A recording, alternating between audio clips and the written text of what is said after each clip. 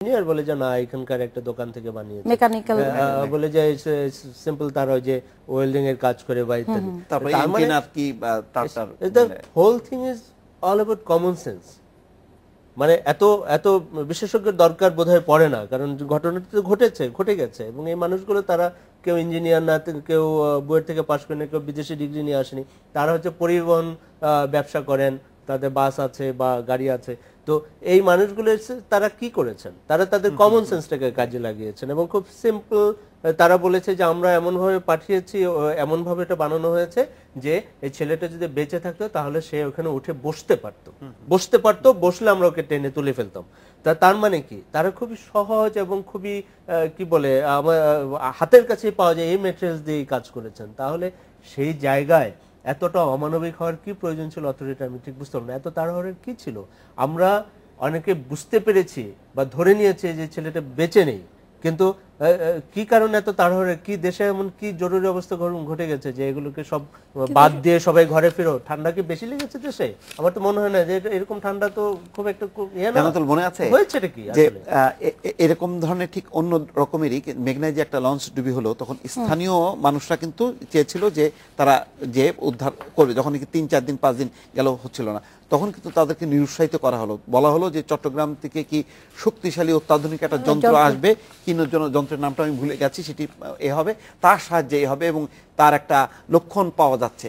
আমার কিন্তু কেন যেন মনে হলো যে তখনই বোধহয় এটার মানে পরিসমাপ্তি ঘটলো, এবং আমি ঘটনাক্রমে 71-এ আমি খুব কেমন যেন দায়িত্ব নিয়ে বলেছিলাম যে এটি আর উদ্ধার হবে না। ঠিক তাই, দুদিন পরে তাই সাধারণ আজকে যারা উদ্ধার করেছে তারা গতকালই চেয়েছিল উদ্ধার করতে, তাদেরকে ফায়ার সার্ভিসের পক্ষ থেকে বশির নামে তো একদম তো নেমেও গিয়েছিল, পরে তাকে ঠিক আছে, সেটা হয়তো বিষাক্ত গ্যাস ঠিক আছে যে কাউকে ওখানে ঢুকতে দিবে, সেটাও হয়তো বা ঠিক। আমাদেরকে আরেকটা বিরতি যেতে হচ্ছে। দর্শক, আরেকটা বিরতি যাচ্ছি, ফিরবো কিছুক্ষণের মধ্যে।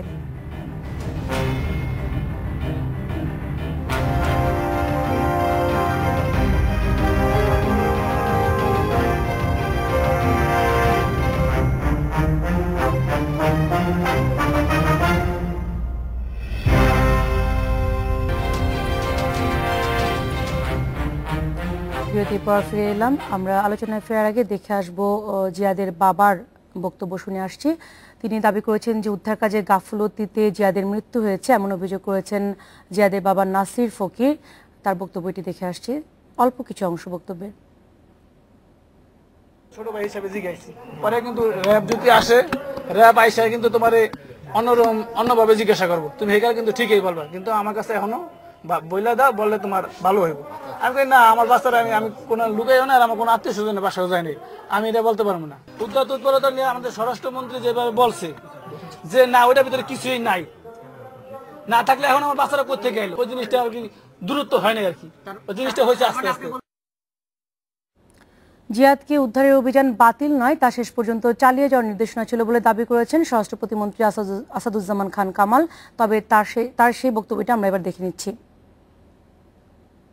বিভিন্ন যন্ত্রপাতির সাহায্যে উপরে শক্ত হার্ড সাবস্টেন্স গুলি সরাইছি, তার নিচে ছেলেটিকে পাওয়া গিয়েছে।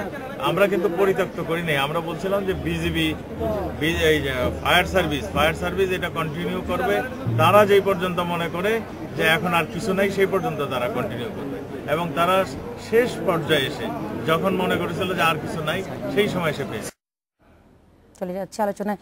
দীপু ভাই, জুলাস ভাই, আমরা আগেই আলোচনা করে নিয়েছি, তবে যতটুকু জেনেছি জিয়াদের বাবা আইডিয়াল কলেজে পিওনের কাজ করেন, খুবই এরকম একটা ঘটনায় একটা বিধ্বস্ত পরিবারের একটা বাবাকে সান্ত্বনা দেওয়ার বদলে তাকে ভয়ভীতি দেয়া, তাকে সে এই যে লুকিয়ে রেখে, এইটা কি উদ্দেশ্য হতে পারে? একটা মিনিমাম একটা তো মূল্যবোধ বা বিবেচনাও কি নেই যে এই লোকটি কি এমন একটা পরিকল্পনা করেছে যে সরকারকে একটা বিব্রত করার জন্য সব কিছুকে যদি ষড়যন্ত্র তত্ত্বের মধ্যে ফেলে মানুষকে যদি মানুষের সাথে আচরণ করা হয়, আর এমন একটা পরিবেশে যেখানে কালকে সারা দেশের মানুষ ছিল জিয়াদ এবং জিয়াদের পরিবারের সঙ্গে, তাদের আবেগের সঙ্গে, সেই ক্ষেত্রে এই ধরনের আচরণটা অত্যন্ত অমানবিক। আমি মনে করি খুবই মানে নীতি বিবর্জিত একটি কাজ করেছে, এইটি এক ধরনের অপরাধ বরং এই অপরাধে তার বাবার উচিত একটা পাল্টা একটা মামলা করা, যে তাকে এই মানসিক অত্যাচার করার জন্য।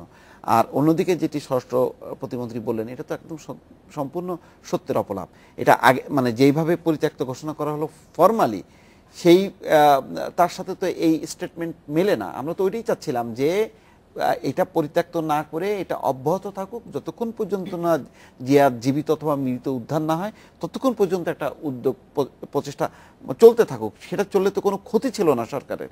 এই অবস্থায় জিয়াদের বাবা কি মামলা করতে পারেন? না, আমি বলি যে এটি তো হয়তো গরিব মানুষ, মানে তার সেই ক্ষমতা এনে অন্য কোনো দেশে বা আমাদের দেশে কোনো বিবেকবান মানুষের যদি সন্তানের বাবার সাথে এরকম আচরণ করা হতো, নিশ্চয়ই সে আইনগত ব্যবস্থা নিতে পারত, তার সঙ্গে পুলিশ যে ধরনের আচরণ করেছে। আমরা স্বরাষ্ট্র প্রতিমন্ত্রীর বক্তব্য শুনলাম, একই রকম বক্তব্য কিন্তু আমরা কালকে দেখেছি যে মেজর শাকিল উনি গতকাল বলেছিলেন, শুক্রবার বলেছিলেন যে বাচ্চাটি কান্নার আওয়াজ পেয়েছেন, খাবার পানি দেওয়া হচ্ছে, এবং পরে উনি আবার অস্বীকার করছেন, বলছেন মিডিয়ার বাড়াবাড়ি, তিনি আসলে এরকম কিছু বলেনি, যদিও আমার কাছে রেকর্ড আছে তার সেই বক্তব্যের।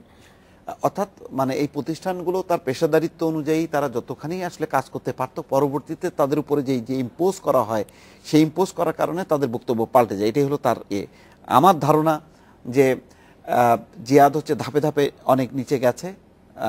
তাকে সঠিকভাবেই শনাক্ত করা হয়েছিল প্রথম দিকে যে তার আওয়াজ শোনা যাচ্ছে, কিন্তু তাদের ব্যর্থতাগুলো ঢাকতে যেয়ে তারা এই ঘটনাগুলি ঘটিয়েছে। আমার কথা হলো কি, যে দেখেন যে দুর্ঘটনা তো দুর্ঘটনা, সব দুর্ঘটনা তো মানুষের নিয়ন্ত্রণে থাকে না।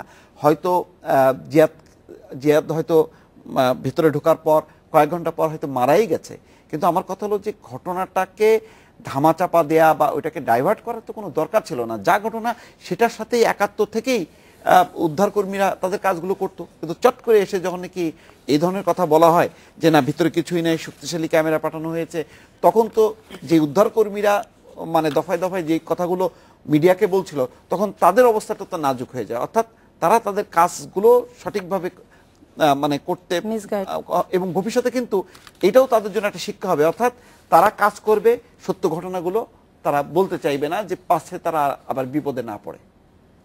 আমরা এই প্রসঙ্গ থেকে বিএনপির প্রসঙ্গে যেতে চাই।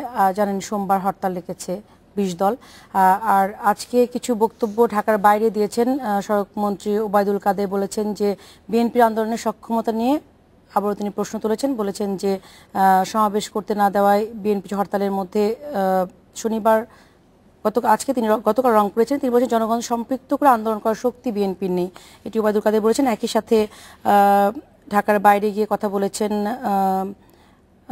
আরও দু একজন মন্ত্রী, ঢাকার বাইরে গিয়ে কথা বলেছেন, এবং প্রতিটাতে এই কথাই বলা হয়েছে যে ৫ জানুয়ারি নির্বাচন বয়কটের পর আন্দোলন নতুন কর্মসূচি ঘোষণার আগে ২০ দলের এই দ্বিতীয় হরতাল, এবং এটি আসলে তাদের আগে যেমন আওয়াজ তুলেছেন, আসলে এটি শুধু আওয়াজ তোলার জন্য আওয়াজ তোলা। বেশ কয়েকজন দায়িত্বশীল মন্ত্রী, এটা তো আসলে বাস্তবে সেটাই প্রমাণ হয়েছে, এবং আমি মনে করবো যে এটা একটা বিএনপির জন্য একটা ব্যাকফায়ার হয়েছে। এত হাকডাক দিয়ে তারা যেভাবে কর্মসূচিটা থ্রো করলো, এটা নতুন কোনো কর্মসূচি না, এবং এই ধরনের একটা ভোতা অস্ত্র এটা অনেক আগেই অকেজো হয়ে গেছে।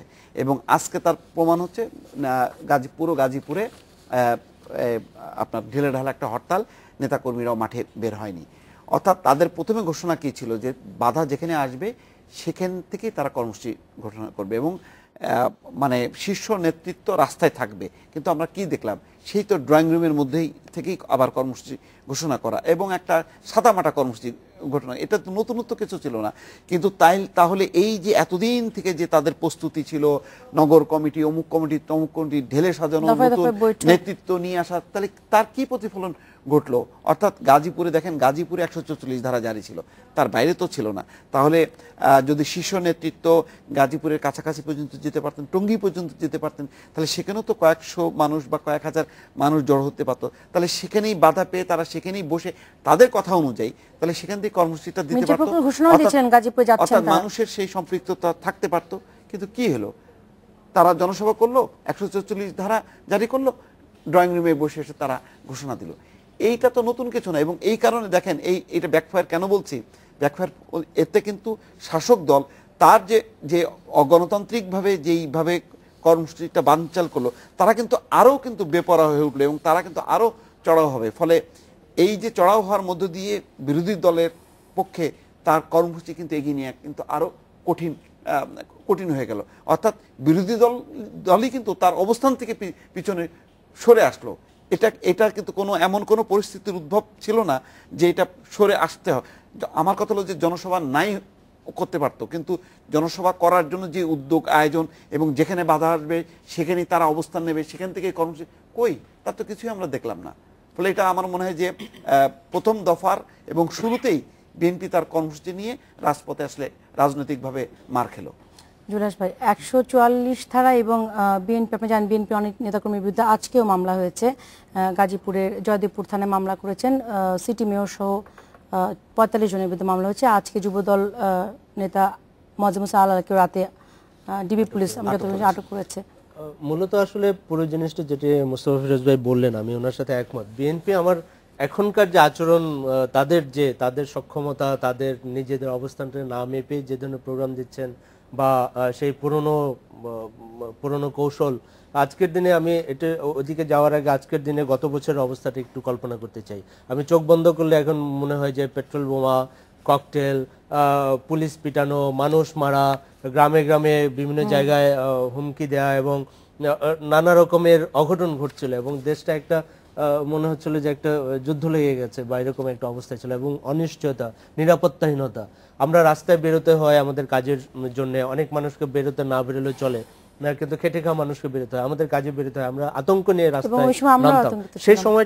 সেই সময়টার কথা যদি চিন্তা করি কি অবস্থা ছিল, আজকে সেই জিনিসটাকে ভুলে গিয়ে বিএনপি যদি আবার নতুন করে নতুন এমন কোনো খেলা খেলতে চায় যেটি সরকারের সাথে, সরকার নিশ্চয়ই বসে থাকবে না, কারণ বিএনপি আন্দোলন করে আগেও ব্যর্থ হয়েছে, এখনো বারবার ব্যর্থতার পরিচয় দিচ্ছে।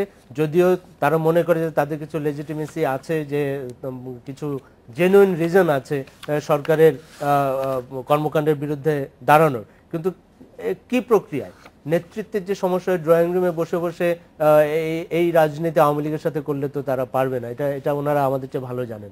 তো সেই জায়গা থেকে আসলে তার মানে কি তারা রাস্তায় নেমে এখন মারপিট শুরু